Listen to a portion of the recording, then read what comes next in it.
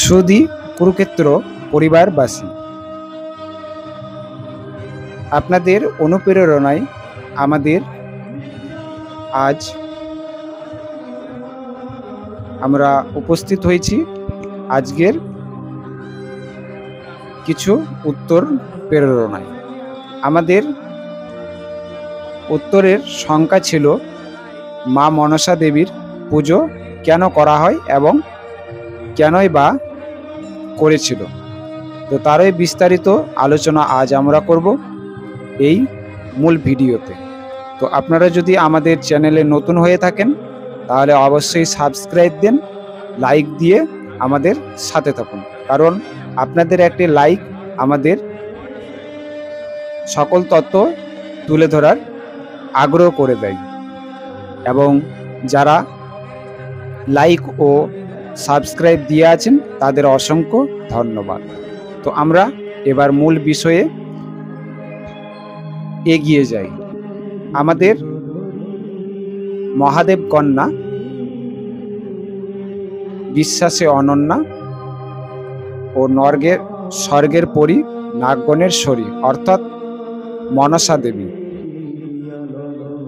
আমাদের চাঁদ সওদাগর ছিলেন আমাদের এই পৃথিবী গোলক জাতীয় এক ভ্রমণে তিনি ছিলেন মহাদেব ভক্ত। কারণ চাঁদ সওদাগর তিনি শুধু দেবাদিদেব মহাদেবকেই পুজো করতেন, কিন্তু মনসা দেবীর পুজো এই মর্তে কোনো মতেই করত না। সমস্ত দেবদেবীর ও দেবগণের পুজো এই মর্তে করানো হতো এবং করত, তবে মনসা দেবীর আরাধনা ও পুজো কিন্তু এই মর্তে হতো না। তো মনসা দেবী এতে রুষ্ট হলেন, কারণ পুজো কিভাবে চাঁদ সওদাগরের হাত থেকে নেওয়া যায়। এমনই আমরা দেখে থাকি, যেমন একটি রাজ্যের রাজার আদেশই কিন্তু সকলকে মানতে হয়। তো তেমনই চাঁদ সওদাগর ছিলেন রাজা। তো চাঁদ সওদাগরের হাতেই পুজো পাওয়ার পরে সকল প্রজারা মনসা দেবীকে পুজো করবেন। তো তেমনই মনসা দেবী ছলনা করলেন এবং সে মর্তলোকে ফিরে আসলেন,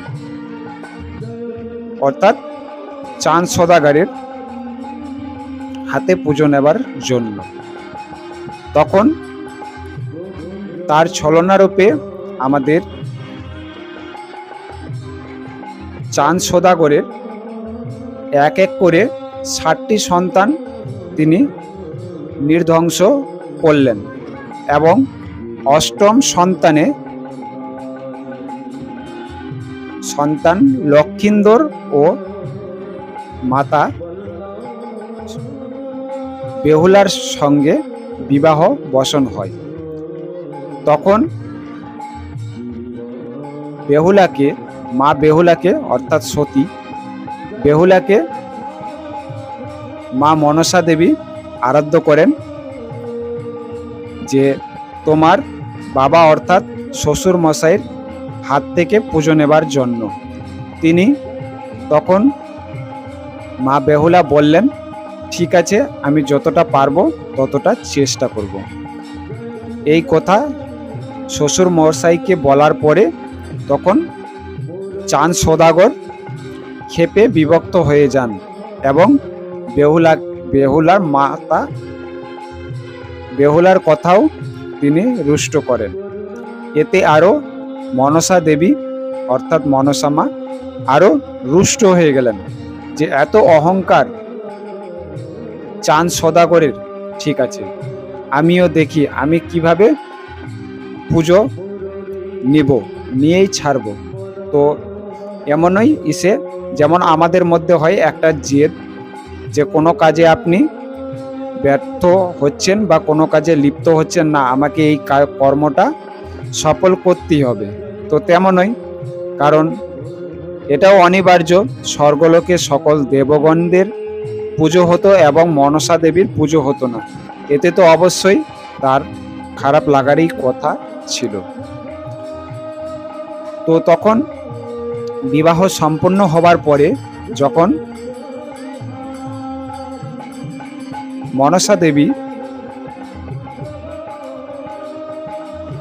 কারণ মনসা দেবী হলেন সাপের পরী, অর্থাৎ সাপগণের দেবী, তখন এক সাপকে দংশন করার জন্য পাঠালেন বাসর ঘরে তথা চান সদাগরের রাজভবনে। বেহুলা, মাতা বেহুলা ও লক্ষিন্দর যেই বাসর ঘরে বাসস্থান করেছিল, সেই বাসর ঘর নির্মাণ করেছিল আমাদের স্বয়ং ইন্দ্রদেবের ব্রহ্মা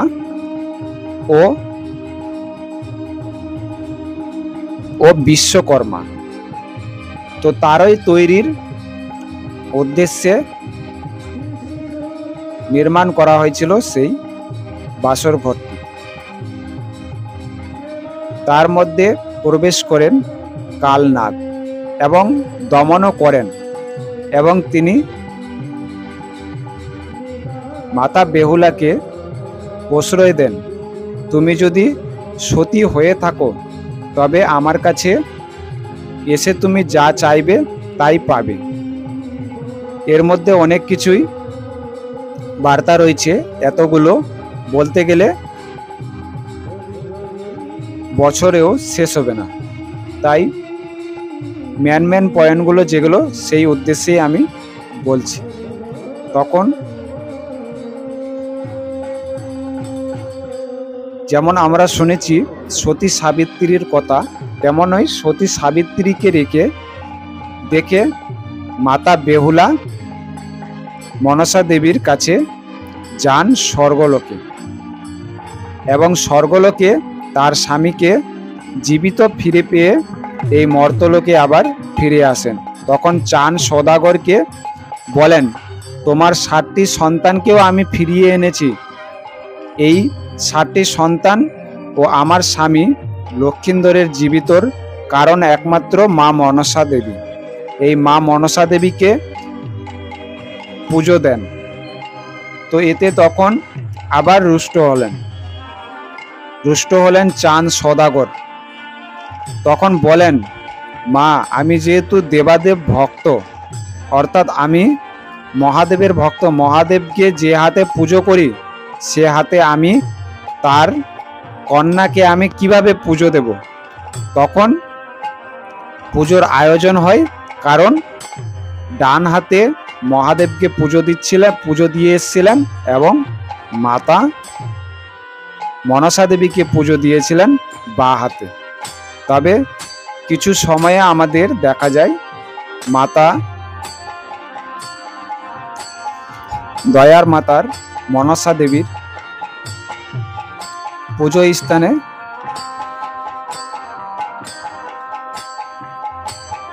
পুজোর ঘট বাঁ দিকে সামান্য রাখা থাকে।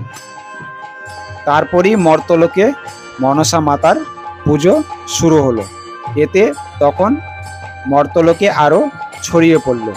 এমনই মায়ের করুণ কথা আমরা শ্রবণ করলাম। প্রতিনিয়ত আমরা চেষ্টা করে থাকি আমাদের সকল সনাতন ধর্মীয় আলোচনাগুলা জানা ও তথ্যগুলো তুলে ধরার। আজও আমরা মনসা মায়ের তথ্যগুলো তুলে দিলাম আমাদের